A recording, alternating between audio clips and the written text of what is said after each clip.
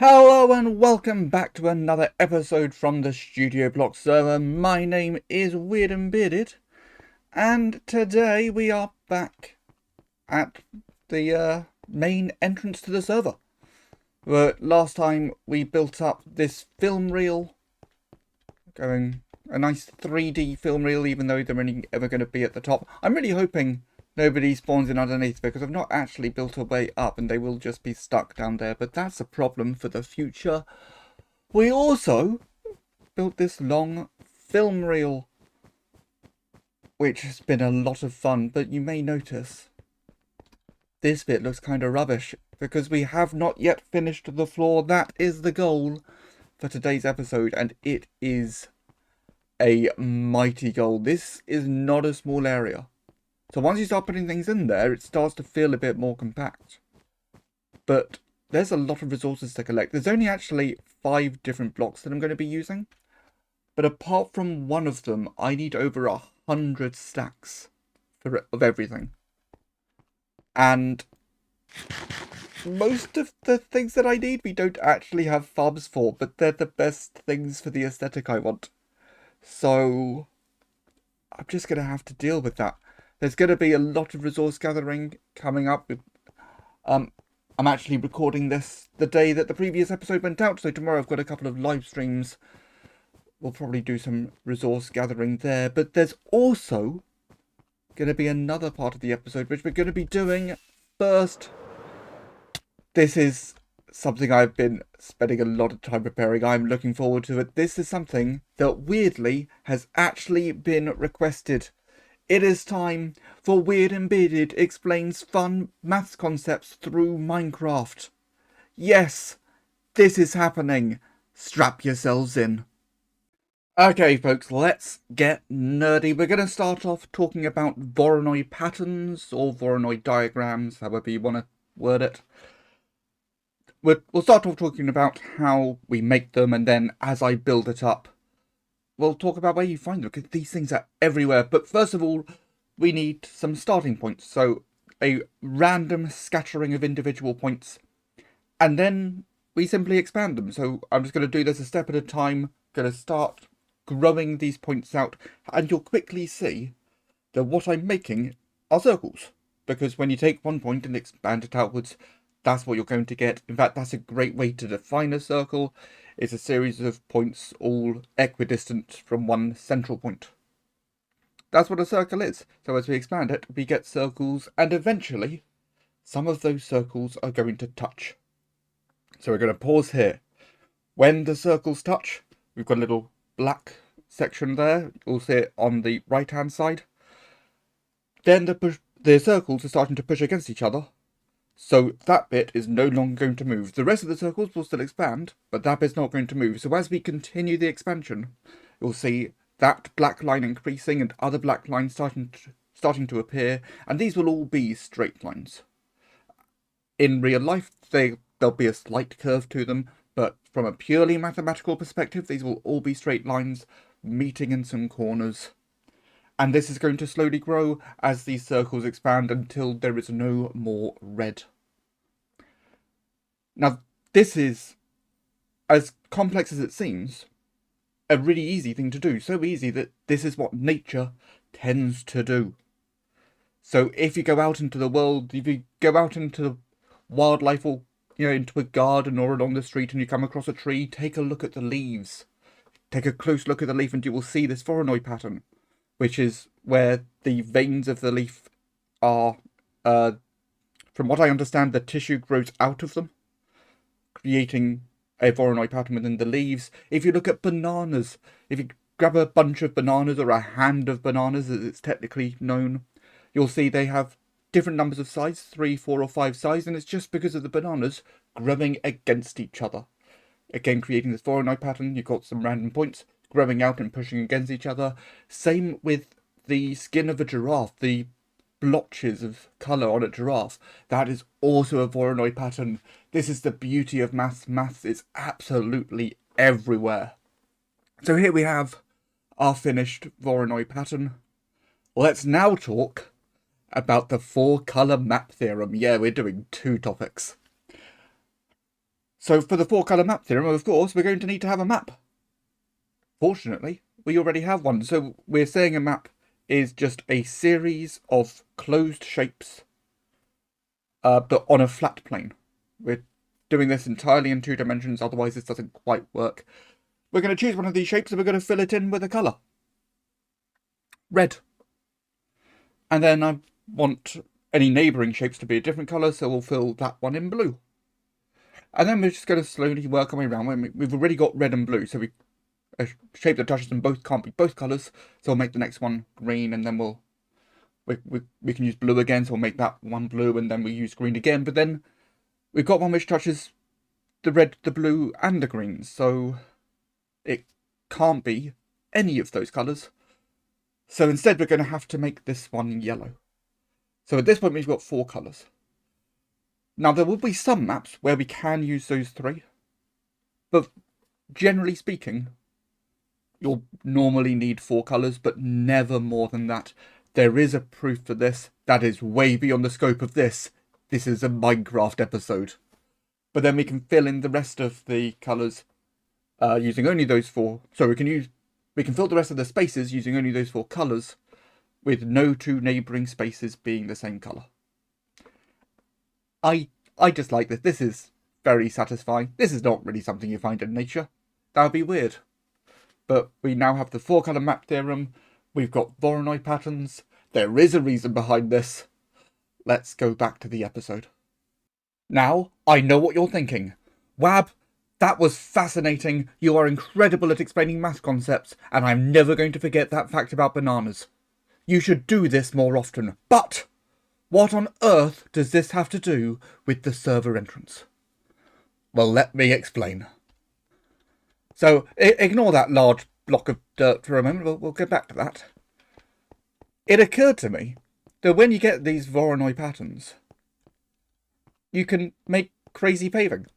And that's what we're going to do to fill in the rest of the floor. It's going to all be huge slabs of crazy paving.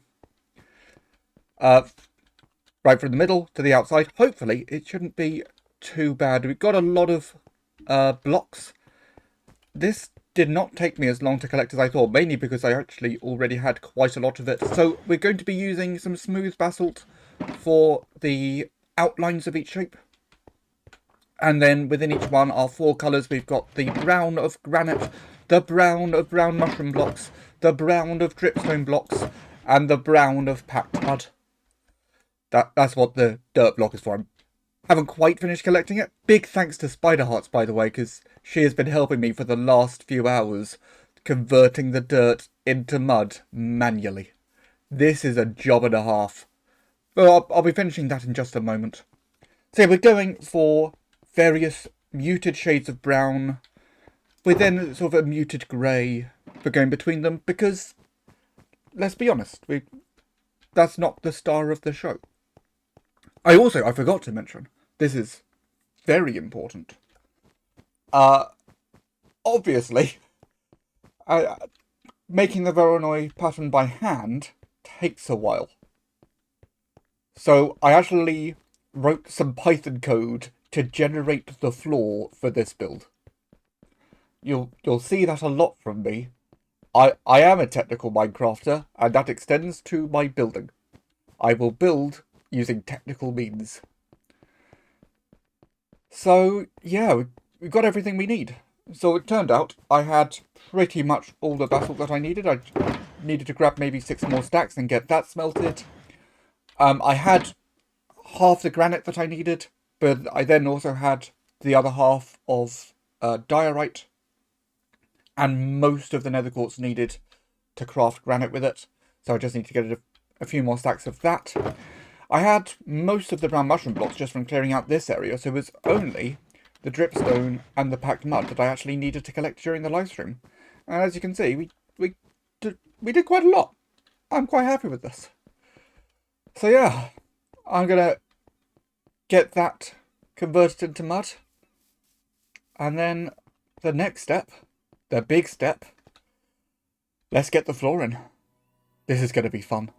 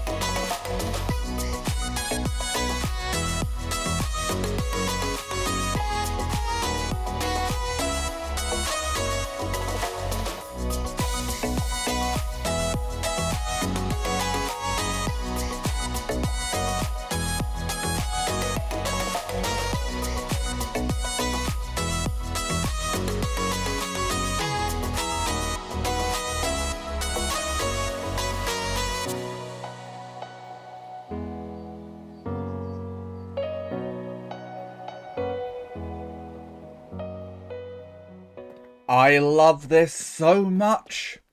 Look at it, it's beautiful. So we had a couple of issues in the building. So there was one place where there was a line with a gap in the middle. There was one bit where for some reason there was one block of the wrong colour. But, you know, we can fix those things as we go. I imagine it was just some very small sections in the Voronoi that didn't show up because of the blockiness.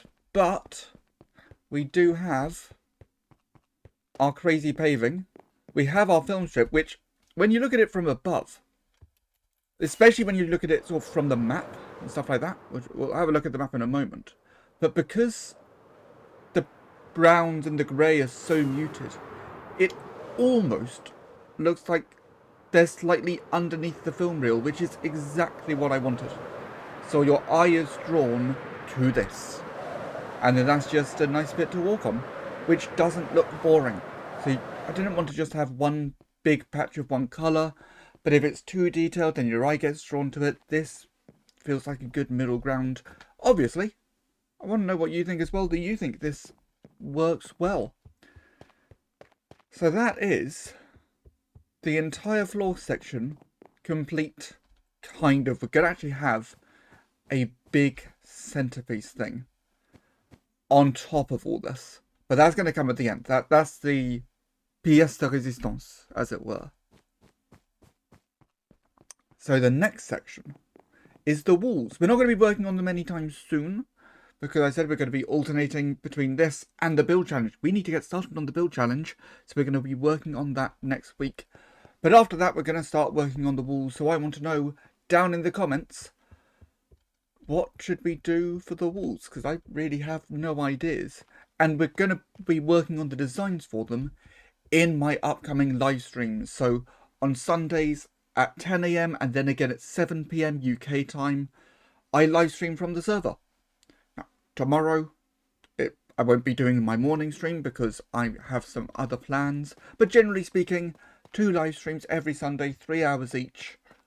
And we're going to be spending the next while doing some more design work in this area. So do come and join us. Share your ideas. We're going to build this up together. Well, we'll design it together. I'll be doing all the building. Maybe we'll get some other people on to help with the build. Obviously, all that, despite what it may have appeared in the time-lapse, that was all me. Just 4 times. I thought I'd have some fun with the editing. Make it look like I cloned myself. So yeah, that is the first bit of this done, and I'm really happy. I can't wait to see how other people on the server react to it. So in the meantime, if you like the video, please leave a like, subscribe if you haven't already. My name is Weird and Bearded, and I will see you all next time.